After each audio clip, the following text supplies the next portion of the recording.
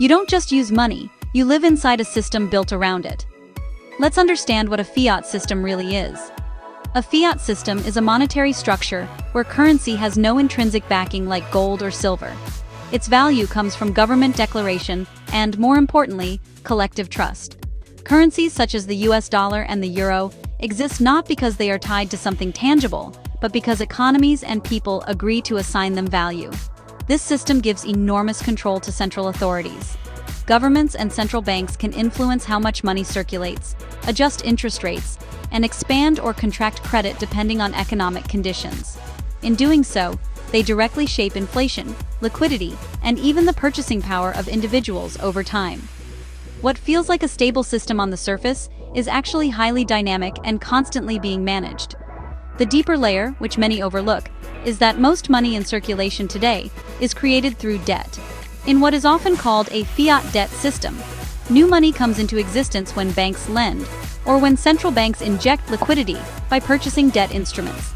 This means economic growth is closely tied to continuous borrowing, making debt not just a byproduct, but a requirement for expansion. The concern here is not that the system exists, but that it can create a sense of comfort that masks long-term dependence. People earn, spend, borrow, and repay within a cycle that is largely influenced by policies beyond their control.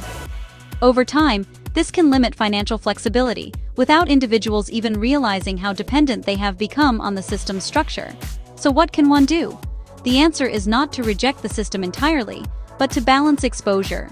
This is where non-fiat dependent or intrinsically valuable assets come into the conversation.